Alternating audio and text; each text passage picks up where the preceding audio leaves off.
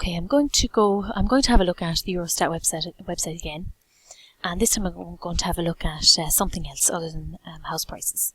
So go into my Eurostat website, and again, so go into data, and I see the various elements there that we had a look at, the database by themes, table by themes, and so on.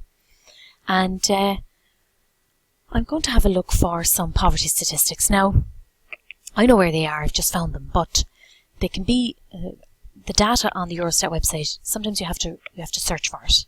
So to get data on poverty statistics, you go into tables on EU policy, and then macroeconomic imbalances. Click on that, and down to poverty and social exclusion. So click on that.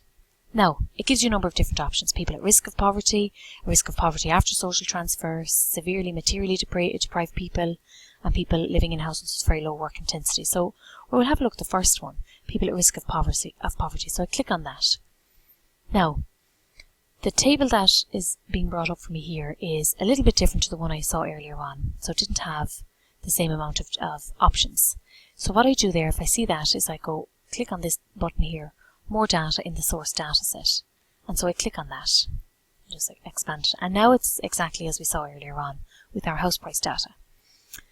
So what have I got? Let's see. I have 2006 up to 2015. And I have percentage of total population, geographical area, males and females, all ages, and this is my time frame, 2006-2015. So my variable of interest is people at risk of poverty or social exclusion. I have the European Union, 28 countries, 27 countries, 15 countries, new member states, EU area, and so on.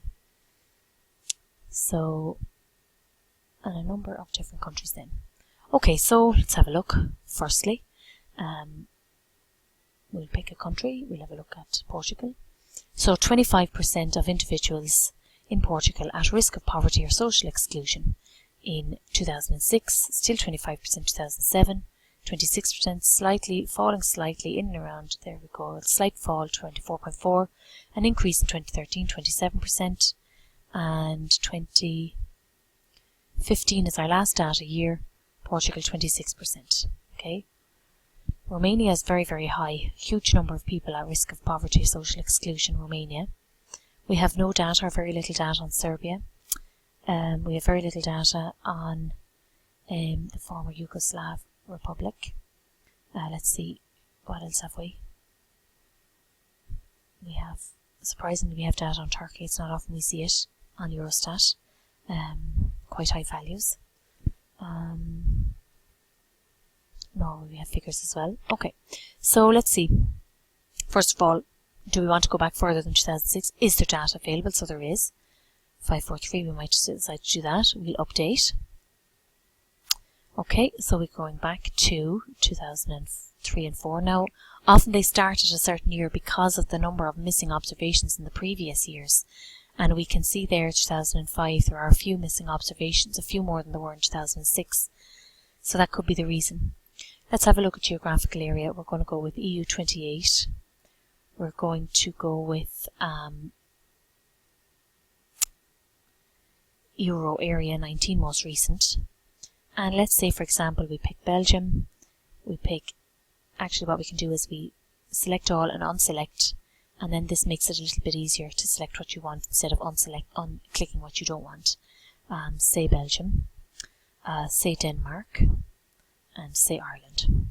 And we go update. So we can see these three countries. Now, of course, we might want to look at all the countries, but just for showing you exactly what you can click and unclick, we'll just go with these three countries and the European Union and the Eurozone area as well. What options do we have here? Percentage of total population, which is fantastic when you're comparing across countries, because otherwise you're looking at total number and we don't know the number of the total population, so on. So thousands of people, and this is in value of thousands, so 991,000, 896,000, 1,050,000. So it's probably easier to go percentage of total population. It's neater, it's easier to explain, you can compare across countries, or just stick with percentage of total population. Percentage or base number, index number, something like that. Age class, okay, so we can actually, this is our total. So total number of people. Now if we wanted to do so, we could look at less than 16 years. So let's see, in Ireland in 2003, 25.8% of, say, children are at risk of poverty or social exclusion, compared to the overall of 24.4. So what we can do is, we can have a look at maybe, young people, category you might be in yourself, or maybe children less than 16 years, or we can compare 15 years and over to the general population. We can do that when we have all those options there. We can look at comparison between male and female.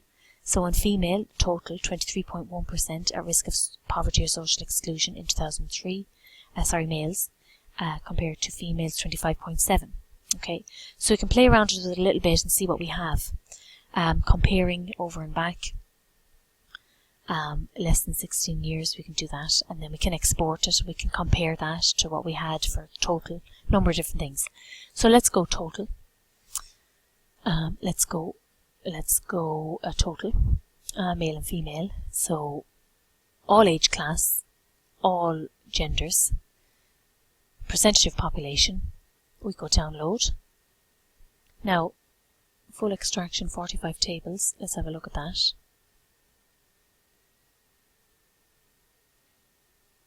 It's quite busy. Okay, we open in Excel.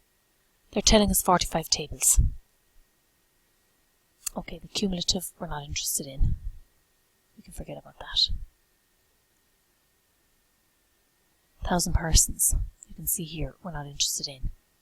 We can forget about that.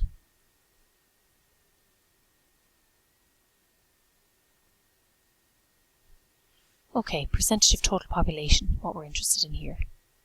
We can maybe delete all these.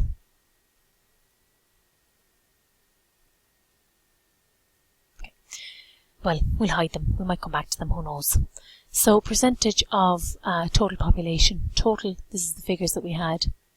Then Excel is giving you the male and the female of total. Then it's looking at less than 16 years.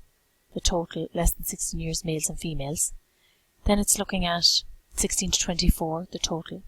And then 16 to 24, males and females. Our next category, 25 to 54, quite a large group, males and females. And our next category was 55 years or over, the total, and male and female. So take from that what you want, copy and paste certain lines into a new table, create a graph, whatever you like, and you have everything given to you on Excel there anyway. So going back into our data, back into our data here, we can decide, okay, we might want to add a country, we might want to take out a country, we decide we might want to go with something a little bit more as a country that has maybe seen a little bit more higher unemployment or financial difficulties. Something we might decide to include Spain in our analysis. We update, we can export again in Excel if we want. We can see is there any major differences. We can compare young people in Ireland compared to young people in Spain, elderly in Ireland, elderly in Spain, number of different factors, a number of different questions that we can answer there. And again, you just go to download. It may not allow you. You may have something opened already. You may have to close something and then open it up again, and you can download your data into Excel from that, and then work away with your tables and graphs and so on.